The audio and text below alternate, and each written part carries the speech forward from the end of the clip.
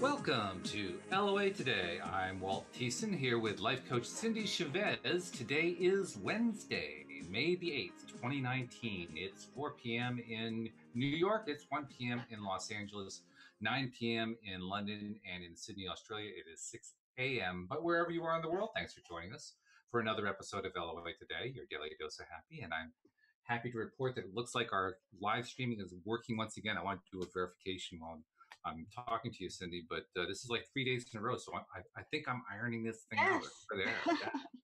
Yeah, which is a whole lot better than I for a bit there. I was a little bit afraid, like, oh no, am I getting back into the territory I was in a year ago? Remember everything? Right. Oh, technical issue, and I had to take that whole mindset, switch it around. In fact, I was doing that today because I realized I was dealing with problems. I said, no, we want solutions. We don't want problems. We want solutions.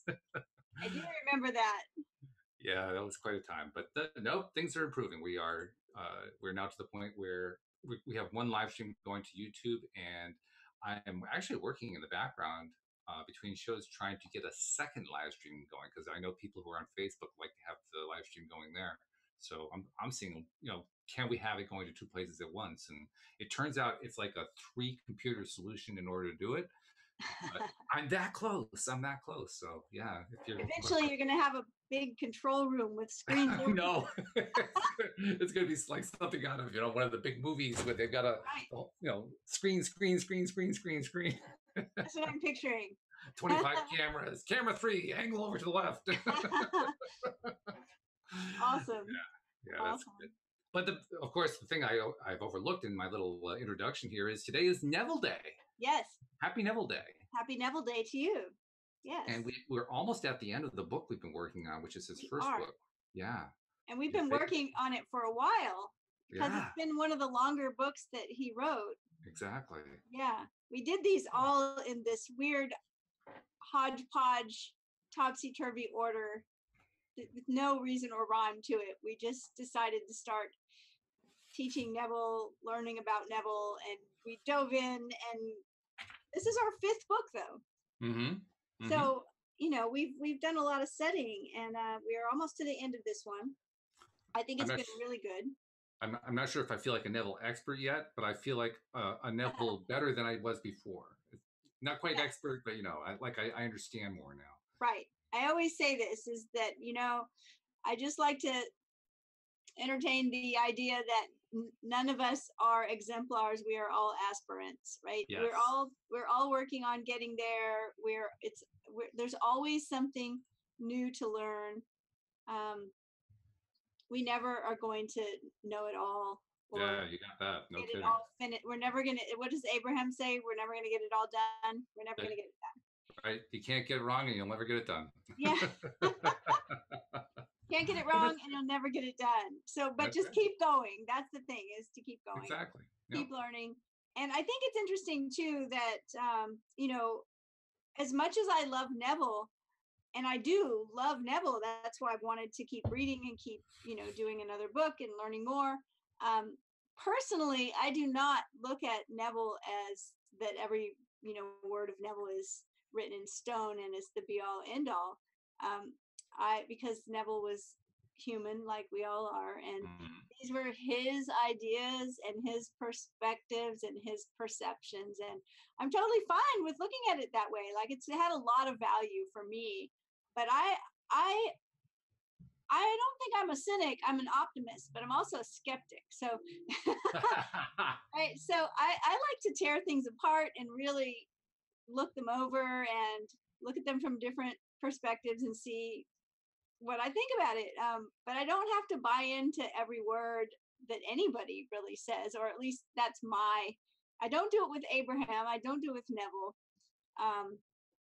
If it feels right and it resonates with me, then I play with it for a while. I like to entertain lots of possibilities. So I'm with you totally.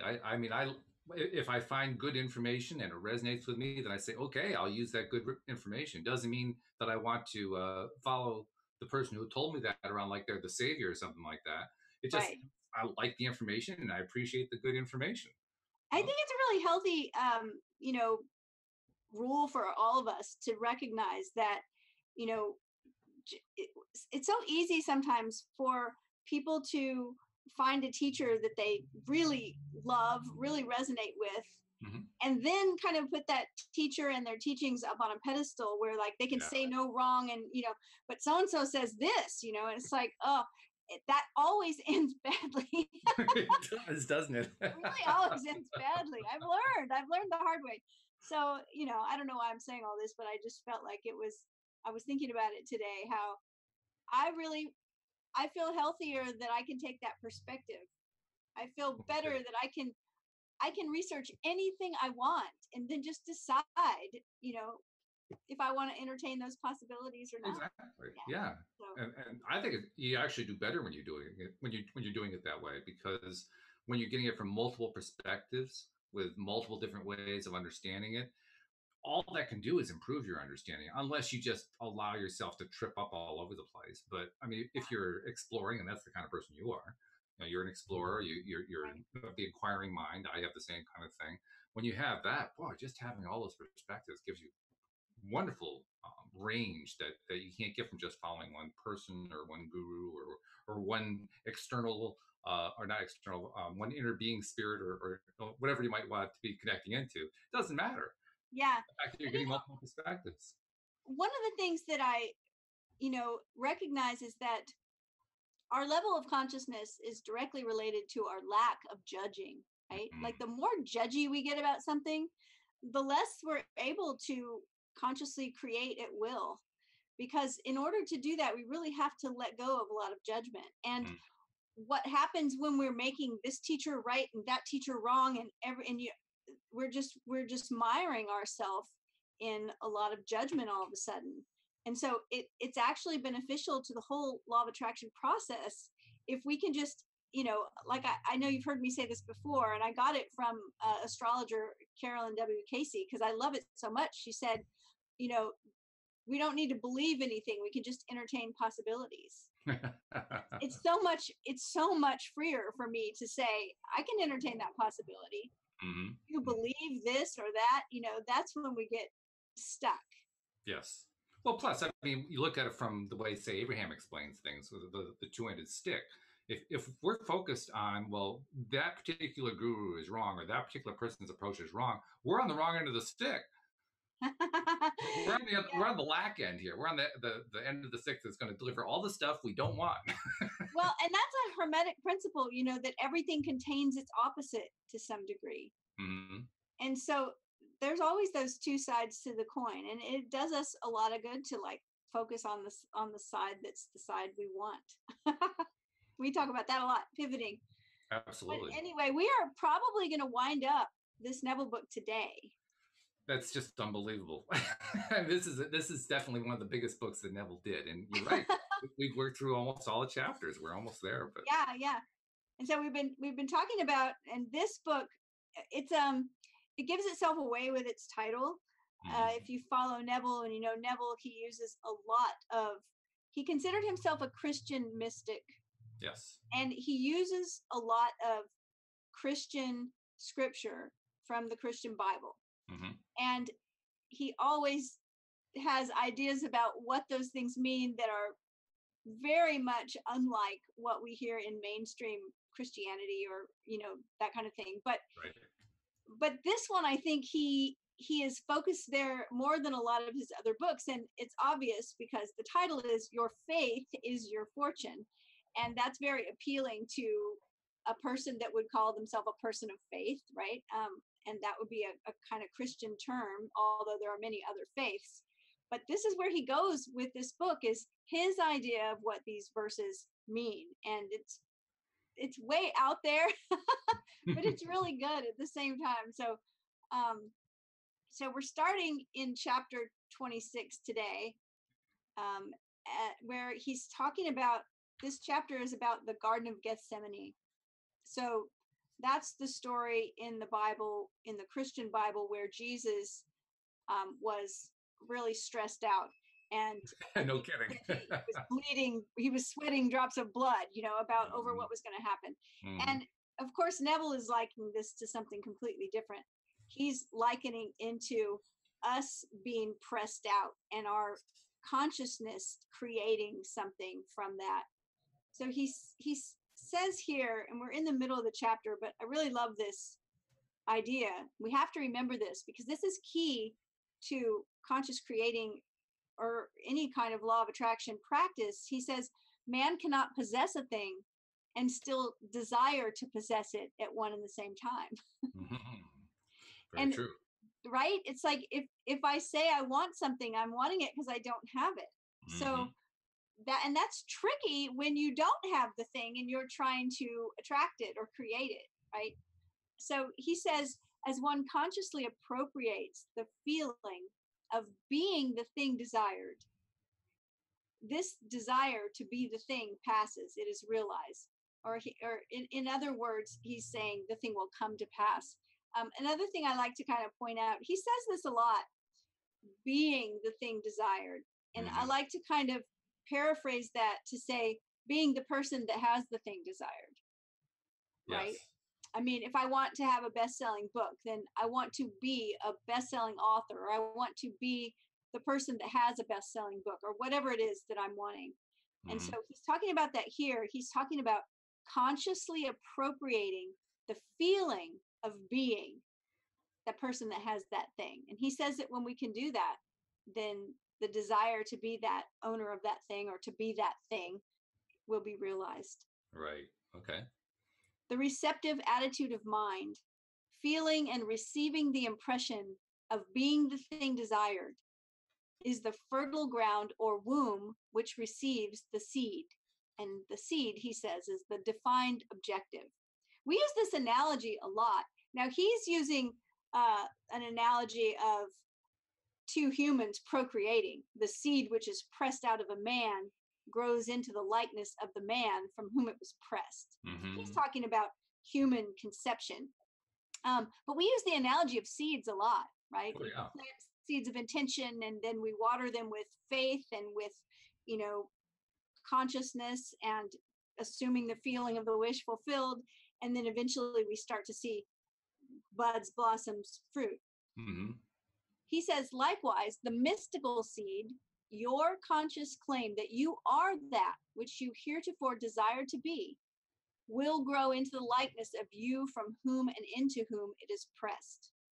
Yes, Gethsemane is the cultivated garden of romance, where the disciplined man goes to press seeds of joy, which he says are defined desires, out of himself into his receptive attitude of mind, there to care for and nurture them by consciously walking in the joy of being all that formerly he desired to be. So Neville gets a little wordy here. Well, he also has some interesting concepts going on here. Right. I mean, among other things, he's talking about if you think of it as like a step-by-step process, you can kind of say the first step is to be in that state of joy. That's where, in his metaphor, you press the seeds. That's where you're defining your desires. And that's well, first of all, it's a great point, because so often so many people desire something not from a place of joy. Yeah.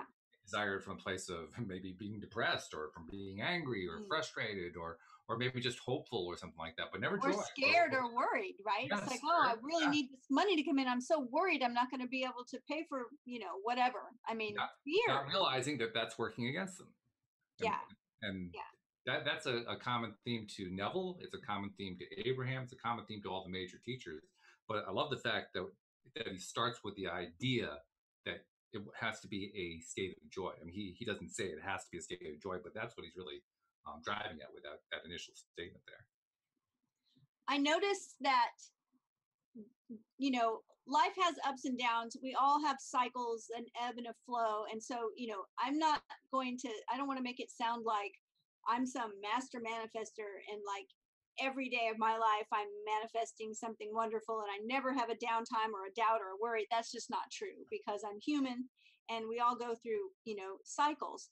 But I can say that one of the things I've noticed, and I just noticed it recently, that is common to the times in my life when things have really been great and I seemingly can just like speak something and it happens, is that during those times when I have a desire for something, as soon as I recognize I have the desire, I get really excited because I know it's on the way Oh, that's good.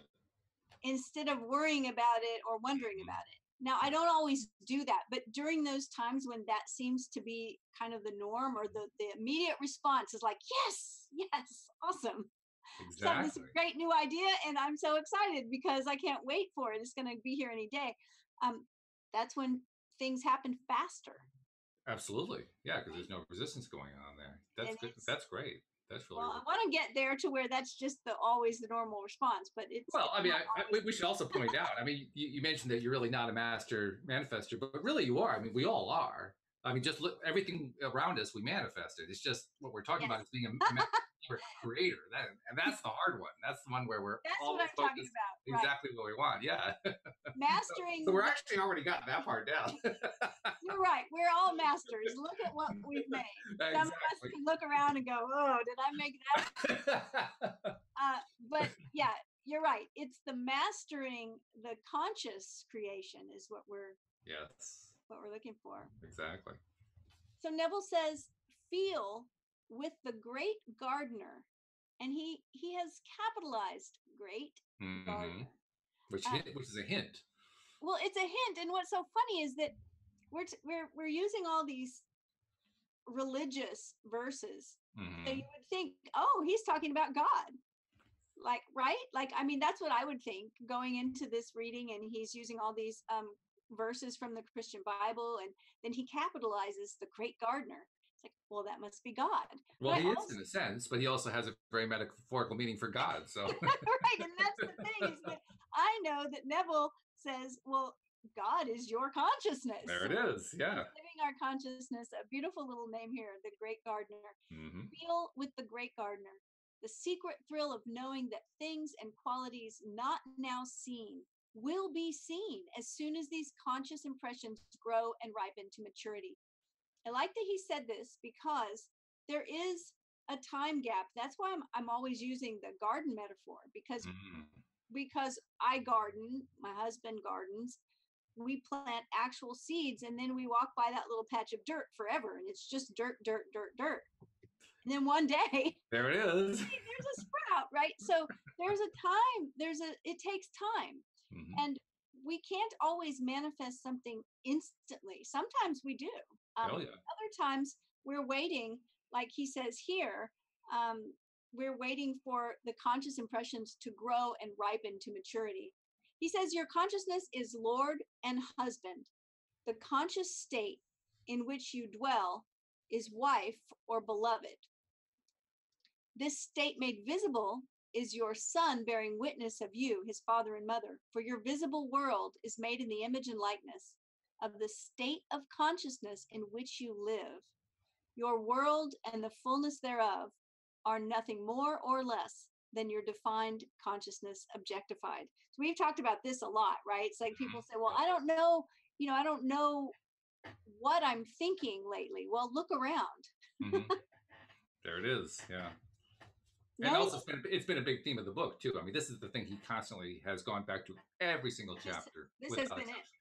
Yeah. Exactly. So he says, knowing this to be true, see to it that you choose well the mother of your children, that conscious state in which you live, your conception of yourself. So he's going back to what he just said, Hmm. that the mother of these things that you want to see manifest, of the fruit you want to bear. What's the mother? It's the conscious state which you're dwelling in. And if we go back a little further, we're going to see that he thinks that's very important, that that state is one of joy. Yes. He says the wise man chooses his wife with great discretion. He realizes that his children must inherit the qualities of their parents, and so he devotes much time and care to the selection of their mother. So remember, this was written in 1941. Hmm. And we could say today that the wise woman chooses her husband with great discretion I would because hope so. she realizes that her children are going to inherit the qualities of their parents. This is Right? true. Absolutely. Yeah. He says the mystic knows that the conscious state in which he lives is the choice that he has made of, a wife, the mother of his children, that this state must in time embody itself within his world. So he's ever select in his choice and always claims himself to be his highest ideal. He consciously defines himself as that which he desires to be. When man realizes that the conscious state in which he lives is the choice that he has made of a mate, he will be more careful of his moods and feelings. So, in other words, when we recognize that our conscious state, that we're married to that conscious state, that we're going to be living with that conscious state, and that that conscious state that we're in is going to be what produces everything we experience, and we'll be more careful of our moods and our feelings. Well, I get the feeling he was very careful about making that particular analogy. I think it was a deliberately careful choice, and I got that sense just from when you said that. Because if we approach the idea of what we are consciously focusing on in the same way that we would approach a marriage, Right. well, that means we're really now we're committing to, okay, I'm always going to be focusing where I want. I'm always going to be staying in that state of joy. I'm always. And it's quite a commitment. But Yeah. I understand why he's saying that, because it's a way of reminding us, yes, you got to be committed to it. You can't just say, okay, I'm going to do it for 5 minutes and I'm done for the day. Yeah. And that's the thing, is that, our level of commitment is going to show us in the manifestations that we see, right? Mm-hmm. I mean, we're either interested in something or we're committed to it. He says he will not permit himself to react to suggestions of fear, lack, or any undesirable impression. Such suggestions of lack could never pass the watch of the disciplined mind of the mystic, for he knows that every conscious claim must in time be expressed as a condition of his world, of his environment. So it's all going to manifest at some point. So we need to be careful. Well, this And is also careful. This is the Abraham concept too. This is the two-handed stick. This is the lack end of the stick, and you want to stay away from that. Has he mentioned the word lack before in the books that we've read? I can't remember if he had. I think so. Has he? Okay. Yes. But the point is that he is certainly focusing on the exact same concept, which is that if you're focusing on something with the feeling that you don't have it, you are guaranteeing that you won't have it. Right. So you want to stay away from that side. You want to be looking at the other side. That's why such suggestions of lack could never pass the watch of the disciplined mind of the mystic. Yeah. Exactly.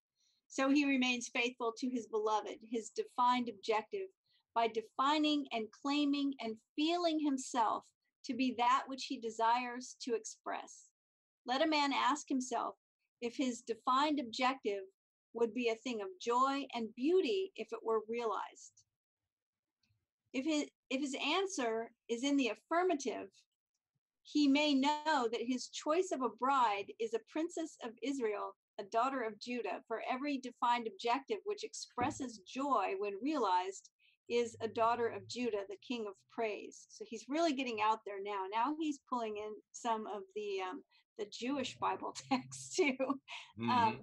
But he's saying, that if you know that thing you're saying you desire, if you feel that if it came to pass, it would be a joyful thing, then you know that you're on the right track here. Right. He says, it says, Jesus took with him into his hour of prayer his disciples, or disciplined attributes of mind, and commanded them to watch while he prayed, so that no thought or belief that would deny the realization of his desire might enter his consciousness. So if you remember a few chapters back, Neville goes through and he talks about all of Jesus' disciples, and he talks about each one and what quality they were likened to, quality of mind that we might have.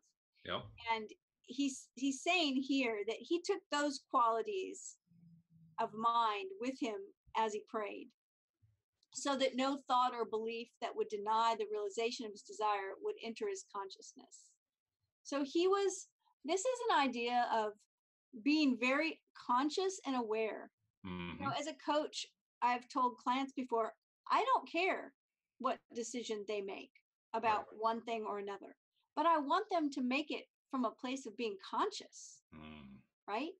And that's what he's saying here, is that if we will be aware and we will commit to those qualities of mind, then those thoughts or beliefs that would deny the realization of our desire won't enter our consciousness. And that's what we're doing here. We're safeguarding consciousness because everything springs from that. Exactly. In fact, Jeffrey, one of our live stream listeners, just shared a comment to the exact same effect. We basically underlining what we've already said. He says the most important relationship in our lives is our relationship with our own consciousness. Yes, absolutely. And that's exactly what Neville is trying to say here. I say trying because he can kind of get tangled up a little bit, but I think we're doing well. He says, follow the example of Jesus, who with his desires clearly defined, entered the Garden of Gethsemane, the state of joy, accompanied by his disciples, his disciplined mind, to lose himself in a wild joy of realization. So I'm going to read that back with just his definitions.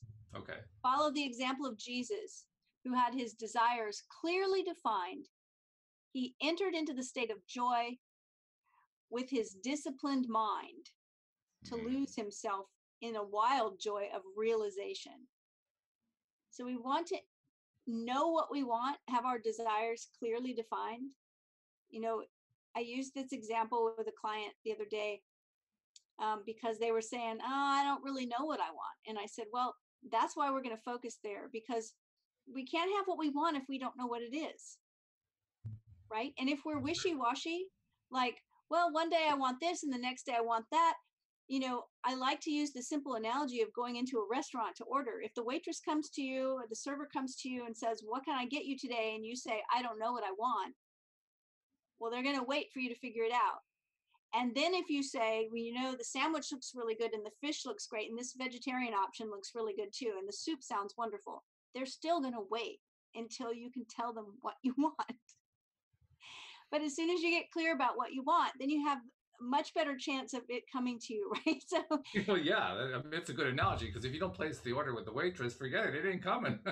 so he's saying here, you know, that Jesus, when he went into this state of joy, and remember that Neville is also saying that Jesus is our consciousness, right, our imagination. So if we take our imagination and have our desires clearly defined as we enter into a state of joy, and make sure that we also have a disciplined mind, that's when we're going to have the wild joy of realization. So it's a process here. Mm-hmm. It's kind of got steps to it, you know. It does. A checklist. I always say right before the show, I always say we need a checklist of all the things. That's true. You did just before this show. You said that. Yeah. The checklist. So he says the fixing of his attention on his objective was his commands to his disciplined mind to watch and remain faithful to that fixation. Contemplating the joy that would be his on realizing his desire, he began the spiritual act of generation, the act of pressing out the mystical seed, his defined desire. In this fixation, he remained, claiming and feeling himself to be that which he, before he entered Gethsemane, desired to be, until his whole being, consciousness, was bathed in an oily sweat, joy, resembling blood, life. In short, until his whole consciousness was permeated with the living, sustained joy of being his defined objective, of being it, being his defined objective. There's a word I want to bring to our attention here.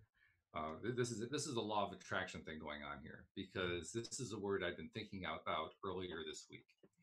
I'm sure you're aware there's many people who kind of debate the idea, well, should you be focusing on your wants or should you be focusing on your desires, because you don't want to focus on the lack end of the stick. And some people say, well, the desires are actually a much better way of saying it than wants, because wants is all about lack and so forth. And right. So I was kind of thinking about that whole discussion and realizing that really both of those words express lack, or both of those words can express having. They can work either way, but the big difference for me is desire is want with passion. So desire is where you have the passion built up in the wanting. And if you're on the lack end, you're kind of in a rough spot there, because now you just build up the passion for lack, which is not so good. So I said to myself, Ooh. okay, what other words are there that are maybe closer on a more regular, consistent basis to having rather than to lack? And I realized that they're all relative, all the words that are available, but there are some words that I think are a little bit closer. One word that came to my mind was choose. To me, choosing more often than not is emphasizing the thing that we're wanting to have rather than lacking the thing that we have. Right. Because you can't lack when you're choosing. You certainly can be focusing on lack when you choose, but it's a little bit closer, I think. And then he used the word that I thought was even closer than that, and that's claiming. I Claiming. claim that. If I claim that, Yeah. there's still perhaps a little bit of a lack to it, but there's also a great deal of that's mine. But That's if mine you're right choosing something, that choosing and claiming both to me have the energy of you're there and you're getting the thing. there. Exactly. You're saying this is it. I choose this. Yes. I choose this. Yeah. So Now, you're right. ultimately, all words are just words, They're So just that's why they can be either way. They can be used toward the lack end, or they can be used toward the have end. No matter who you are, it's just right. depending on how you're using them. But I think it's useful to actually have words that we can remind ourselves. Oh yeah, I want to use this word not because the word has the power, because it reminds me to focus on the right end of the stick for Yes. And our words are really powerful. And most of the time it's because our words are generated by our thoughts. me. Mm-hmm. Like if you have a thought enough times, eventually it's going to start coming out of your mouth, right? So that's a really good point. I like that. I like the idea of choosing something as well. Yeah, when I saw claiming, I said, "Oh my God, yep, there's LOA right there." Just Yeah, delivering another example of the thing I was thinking about just yesterday. yeah. Happens a lot with our show, doesn't it? It's Um, amazing. so Neville says, as this fixation is accomplished, so that the mystic knows by his feeling of joy that he has passed from his former conscious state into his present consciousness, the Passover or crucifixion is attained. This crucifixion or fixation of the new conscious claim is followed by the Sabbath, a time of rest. There's always an interval of time between the impression and its expression. That's important to remember. We were talking about that a minute ago. I was just going to say, it sounds like you just said it, except he's saying it in his more metaphorical terminology, but it's the same concept. Yeah, between the conscious claim, there's your word, Yep. between the conscious claim and its embodiment. Mm-hmm. Now he says this interval is called the Sabbath, the period of rest or non-effort, the day of entombment. So really, really interesting here that, when we choose something and we're able to step into that place of consciousness where we are feeling the joy of already having it, we'll stop the efforting, striving, because the thing is a done deal. Yes. That's what he's talking about here, is recognizing that and letting go of all that striving for the thing, because we don't have to strive for it. It's done. He says to walk unmoved in the consciousness of being or possessing a certain state is to keep the Sabbath. all of his metaphors crack me up. Wow. The story of the crucifixion beautifully expresses this mystical stillness or rest. We are told that after Jesus cried out, "It is finished," he was placed in a tomb, and there he remained for the entire Sabbath. It's cracking me up because I'm thinking, well, I don't know if all the people in history that have been crucified would agree with Neville that it was this beautiful expression of stillness or rest.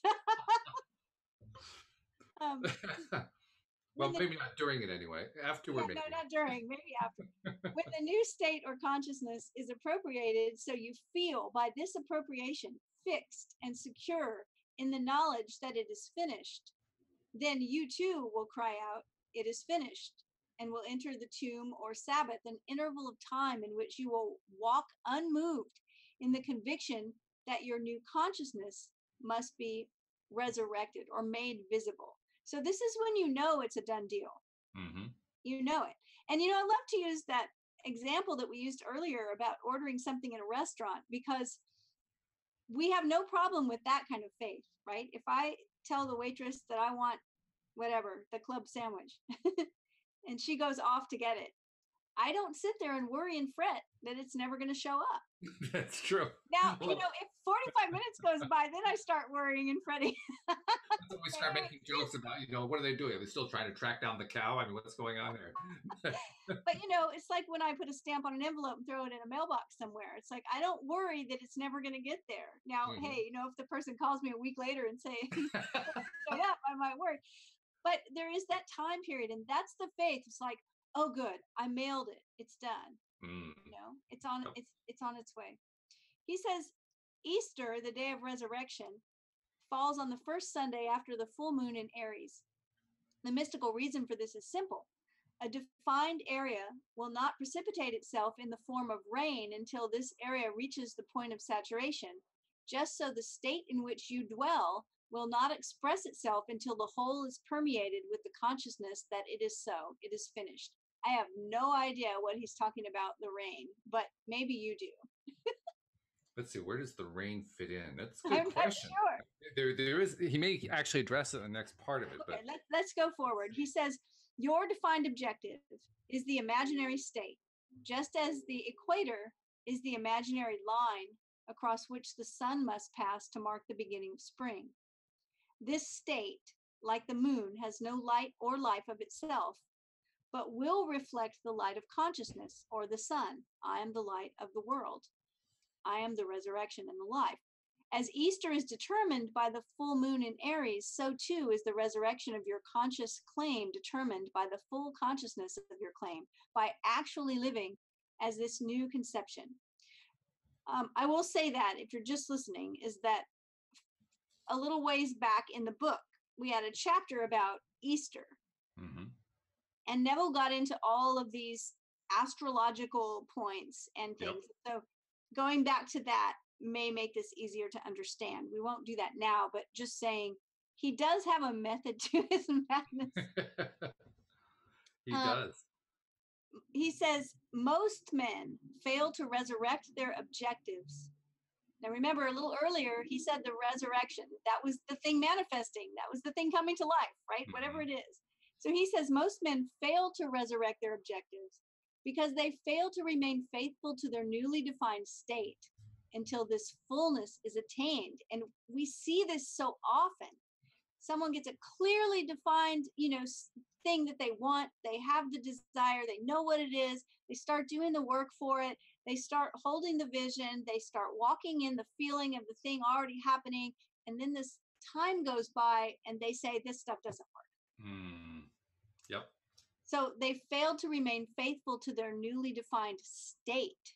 Yes. The state of what? The state of somebody who's the person that already is that thing, the person that already has attained that fullness. He says, if man would bear in mind the fact that there can be no Easter or day of resurrection until after the full moon, he would realize that the state into which he has consciously passed will be expressed or resurrected only after he has remained within the state of being his defined objective. Now, remained for how long? I don't know, but you got to remain there. Keep going until his whole self thrills with the feeling of actually being his conscious claim. In consciously living in this state of being it, and only in this way will man ever resurrect or realize his desire. So while that last section doesn't actively use the metaphor of rain, it does seem like he has explained it here, at least to some degree. And he actually kind of clarifies it a bit. I see it now because he's talking about the point of saturation, right? Exactly. And that point of saturation is the point of manifestation. That's the equivalent. So when he says a defined area will not precipitate itself in the form of rain until this area reaches the point of saturation, what he's saying is you got to stay in that consciousness. You got to stay in that conscious state that you've created for however long it takes. How long it's going to be, like you said, you don't know how long it's going to be. You just stay there. You just stay there. And it's interesting because we know that if we get into that state of knowing that we are that, I am that, right? We've been talking about this for 26 chapters. And we stay there. that eventually we'll be so saturated. I mean, I like that word, with that energy, that the thing will have to happen, whatever it is. Tying back to the word claim, that's claiming. Yeah. You don't claim and then abandon the claim, right? I mean, you Right. use the analogy of putting a letter into the mailbox and not worrying about it. Right. But we could easily make it a baggage claim. You know, you're at the airport, you've flown from one city to the next. You go to the baggage claim, and you put a claim in on your suitcase. Now, many people could tell stories about the lost suitcase and so forth, but there are very few of them who will tell the story in a way that says, "Well, I just gave up on the suitcase." Yeah, it wasn't there. I waited a half an hour. So I just abandoned it forever. No, they'll keep after it until that suitcase shows. And there's a reason why. It's because that thing is important to us. That's right. Right? Yeah. So that's is the maintaining thing that conscious state. is the thing that we say we want, how important is it? Well, it's got to be important enough for us to hold that new conscious state that we've been holding. I like when I'm coaching someone, I sometimes ask this question. When they say they want a certain thing, okay, on a scale of 1 to 10, how committed are you to bringing this to pass? I mean, I've had people say to me before, "Oh, I guess I'm about a 5. Yeah, let's not worry about that." Right? All right. So I'll tell you something parenthetically here. Yeah. Doesn't tie directly in, but it ties in indirectly. Tuesdays, Bill G and Alex King and I have been talking about this modality that Bill engages in called SRT. It's called SRT, Spirit Response Therapy. Uses a pendulum and all that. And I've actually been experimenting with a pendulum and learning how to interact with it and so forth. One of the things that I've pulled, that I've taken away from it, is this notion of staying focused. And staying focused, and this is the part that's hard to explain, staying focused by not trying to stay focused. With the pendulum, I've been doing some experiments, and one of the experiments I've done is I've used a chart that's basically a chart of all these wonderful possibilities, and I ask the chart, which one should I be focusing on? And I'll let the pendulum show me. In other words, I'm not committed to it has to be item 3. Right. I'm saying I'm open to what's coming here. Show me what it is. I'm going to maintain my belief that it's coming, but I'm going to leave it up to you, universe, or you inner being, or you, God, or whatever you want to call it. Right. I'll leave it up to you to tell me what's the next thing coming. And when you do it that way, now it's a lot easier to maintain that consciousness. Now it's a lot easier to maintain that new conscious state, started from a point of joy and maintained right through to the point where whatever X is shows up. I like it. And I was looking around because there's a pendulum somewhere around here that I was going to show you, but okay. Well, I'll tell you what, I have been enjoying working. When Bill brought this whole thing up with the pendulum and SRT and so forth, I was a little skeptical, and then I bought his pendulum just to play with it and just to see what would happen. And I found not only to my delight that I could get very, very consistent results out of it, but I realized that a request that I had put out about a year ago had finally come true. I had put out the request. I wanted to have a very consistent way to be able to converse with my inner being. And I never found a really consistent way where I always knew, well, this is my inner being saying yes. This is my inner being saying no. This is my inner being saying X. I had not found that yet. Right. But with the pendulum, I found it. Because I was consistently getting yeses when I should be getting yeses and nos when I should be getting nos. I thought, cool, it's not a full conversation yet, but at least I got the yeses and nos down. Excellent. Congratulations. Yeah. So when you're talking about maintaining that conscious state, that to me, for me, that's a great way to learn that conscious state. Because when I'm getting that really good connection with the inner Walt, as I like to call it, then it feels like I can stay there. It doesn't feel like anymore, oh, this is a waste of time. It doesn't feel anymore like this isn't going to happen. And now it's like, oh yeah, I can stick with this. I don't have to worry about the result hasn't gotten here. I've got a connection going on here. And also, you automatically open your awareness when you're doing that, right? You can't just you have to be aware. So it's like, it's a nice exercise for that too. So guess what? We have only one chapter left. I don't know if I can handle this. We're going to finish this book today. It's a short chapters too, so we have no excuse. I think we can do it. And when I read the title is A Formula for Victory. I like that. I thought, okay, let's just dive in. I think we can do it. Let's see how this book winds up. So Neville starts as usual with a verse from the Jewish Bible. It says, "Every place that the sole of your foot shall tread upon, that have I given unto you." Joshua 1:3. It says the majority of people are familiar with the story of Joshua capturing the city of Jericho. What they do not know is that this story is the perfect formula for victory under any circumstances and against all odds. It's recorded that Joshua was armed only with the knowledge that every place that the sole of his foot should tread upon would be given to him. That he desired to capture or tread upon the city of Jericho, but found the walls separating him from the city impassable. It seemed physically impossible for Joshua to get beyond these massive walls and stand upon the city of Jericho. Yet he was driven by the knowledge of the promise that regardless of the barriers and obstacles separating him from his desires, if he could but stand upon the city, it would be given to him. The book of Joshua further records that instead of fighting this giant problem of the wall, Joshua employed the services of the harlot Rahab and sent her as a spy into the city. As Rahab entered her house, which stood in the midst of the city, Joshua, who was securely barred by the impassable walls of Jericho, blew on his trumpet 7 times. At the 7th blast, the walls crumbled and Joshua entered the city victoriously. To the uninitiated, this story is senseless. To the one who sees it as a psychological drama rather than as a historical record, it's most revealing. If we would follow the example of Joshua, our victory would be similarly simple. Joshua symbolizes to you, the reader, your present state. The city of Jericho symbolizes your desire or defined objective. The walls of Jericho symbolize the obstacles between you and the realization of your objectives. The foot symbolizes the understanding. Placing the sole of the foot upon a definite place indicates fixing a definite psychological state. Rahab, the spy, is your ability to travel secretly or psychologically to any place in space. Consciousness knows no frontier. No one can stop you from dwelling psychologically at any point or in any state in time or space.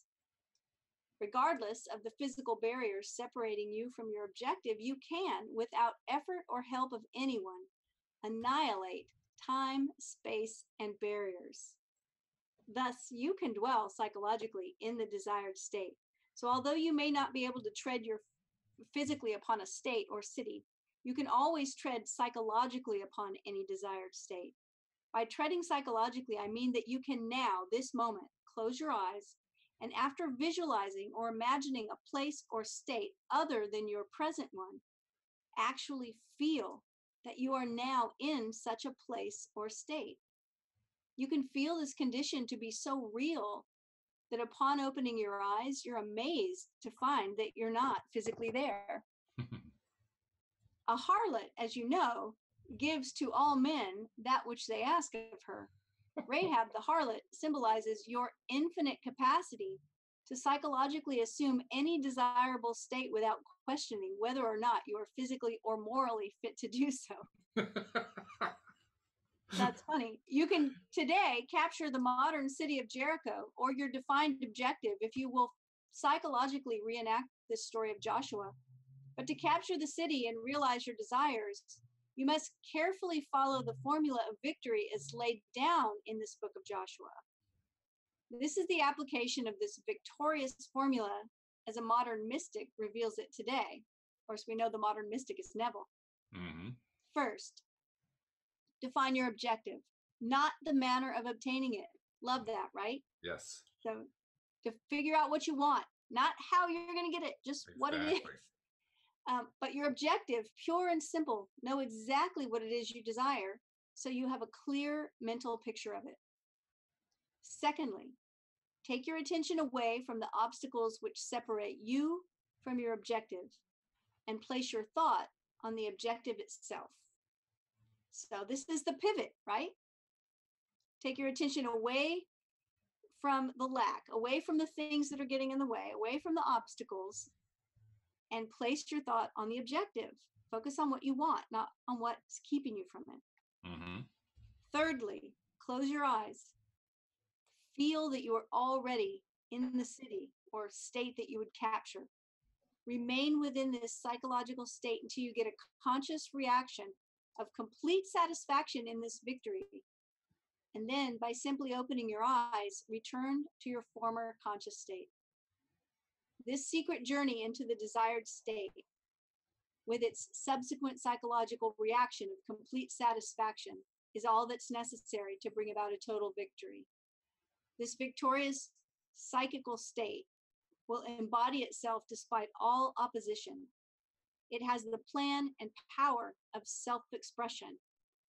From this point forward, follow the example of Joshua, who, after psychologically dwelling in the desired state until he received a complete conscious reaction of victory, did nothing more to bring about this victory than to blow 7 times on his trumpet.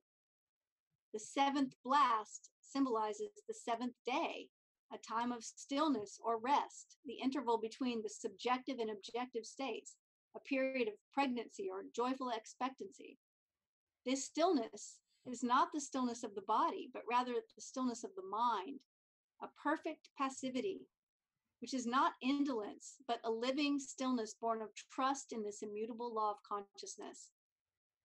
Those not familiar with this law or formula for victory, in attempting to still their minds, succeed only in acquiring a quiet tension, which is nothing more than compressed anxiety. But you who know this law will find that after capturing the psychological state, which would be yours if you were already victoriously and actually entrenched in that city, will move forward towards the physical realization of your desires. You will do this without doubt or fear, in a state of mind fixed in the knowledge of a prearranged victory. You will not be afraid of the enemy, because the outcome has been determined by the psychological state that preceded the physical offensive, and all the forces of heaven and earth cannot stop the victorious fulfillment of that state. Stand still in the psychological state defined as your objective until you feel the thrill of victory. And then, with confidence born of the knowledge of this law, watch the physical realization of your objective. Set yourself, stand still, and watch the salvation of the law with you. And that's the end of the book. Interesting way to bring the book to a close by focusing on stillness. I love that it's the stillness that produces the thrill of knowing that, he talks about a response, right? So you have the response, Mm-hmm. or I think he might call it a reaction, but it's the reaction of knowing that it's going to come to pass. And I don't remember if Neville has talked about a 3-step method before. He might have, but he does here. And so I wanted to note that because so many people, Abraham, many people have talked about 3-step methods for manifesting stuff. Right. I want to go over it again. First, define your objective, not the manner of obtaining it, but your objective, pure and simple, and know exactly that it is your desire so that you have a clear mental picture of it. So that's first. Secondly, take your attention away from the obstacles which separate you from your objective and place your thought on the objective itself. So that's a little bit different from what some of the other 3-step processes are, but it's a good point. Taking your attention away from the obstacles, that's taking your attention away from what you don't want. Well, it's definitely the pivot. It's the pivot. It truly is. Yeah. And then thirdly, close your eyes and feel that you are already in the city or state, I like that, that you would capture. Remain within the psychological state until you get a conscious reaction of complete satisfaction in this victory. That's the Neville 3-step process, I think. And I've often wondered, what is it? Well, there it is, right there. That's it. The only thing that was missing is his phrase that you've often referenced, assuming the feeling of the wish fulfilled. He says it here as close your eyes and feel that you are already in that city or state that you would capture. Same concept. Yeah. And knowing that it's the first book, he might not have brought that in yet. Yeah, I may not have formed that wording yet. That's true. Yeah. But I'm still caught by the fact that this is all about stillness. I mean, that's today we would call that a meditative state. Yeah. You know, just stilling the mind, calming Yes. everything down, you know, step by step, bringing it to the point where the mind is less and less often going off on tangents, and you just gently pull it back and so forth until finally you get to the point where it's just stillness, just total stillness. And note that he says here in the third step where he's talking about that, he says, you know, that he wants you to remain in that state until you get a conscious reaction of complete satisfaction in the victory. Mm-hmm. Yes. And I think that that is probably the place that a lot of us don't get to, because we're not willing to remain in that state until we feel that complete satisfaction, because we're all busy and we, you know, we're not willing to spend the time being quiet and still and kind of waiting for that sign, if you will, of feeling the victory of it. Well, I'll tell you another little story that kind of ties into that. Because I mentioned how I've been playing with the pendulum, and I don't know if I told you this. I don't think I did. I told Bill G about this, but I made a chart that's the Abraham Hicks emotional guidance scale. Oh, wow. So everything from depression all the way up to joy, happiness, and clarity and so forth. And I've been using that as a way not to try to achieve a state, but simply I've been using it as a way to check, okay, where am I? Tell me, pendulum, where I am on this scale. And the story that I want to render is that there have been at least 2 or 3 occasions now where it has told me I'm at the highest level. And I didn't know it.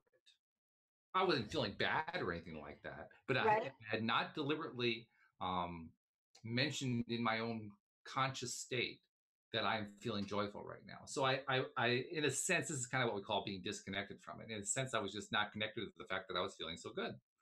But so did you recognize it after? Did you become aware of like, it was like, that's true, and I'm just not even recognizing it? Yeah. And then and that's the rest of the story, because as I did that, first of all, I kind of left a piece of the story out. I had also instructed my inner being to use the pendulum to tell me how intense the feeling was of whatever state I was in, and to show the intensity by swinging further in a longer arc.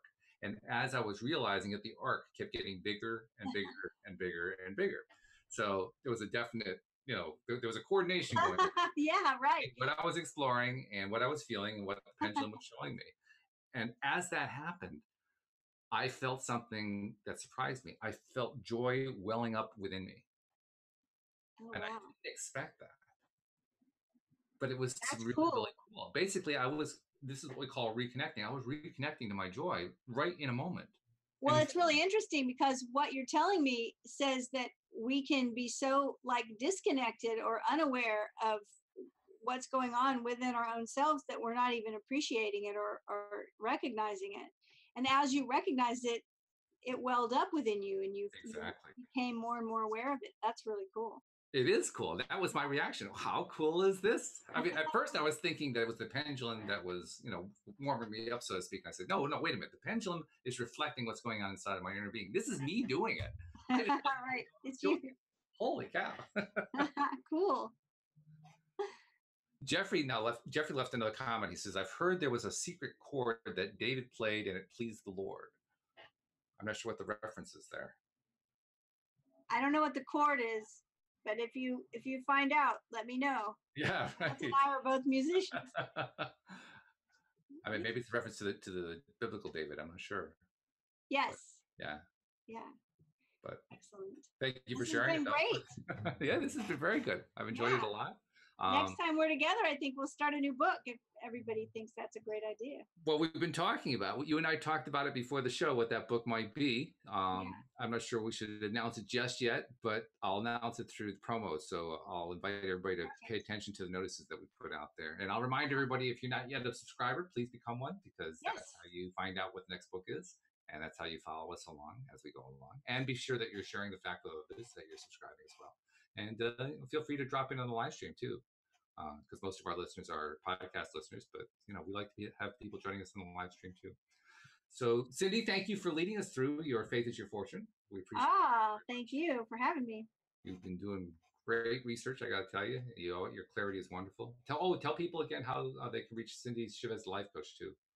They can reach me on my website, cindychavez.com, CINDIECHAVEZ. I would love to hear from you. Reach out, give me a shout, say hello. Sounds great. All right. Thank you all once again. We'll see you all next time here on LOA Today. Goodbye, everybody. Bye, everyone.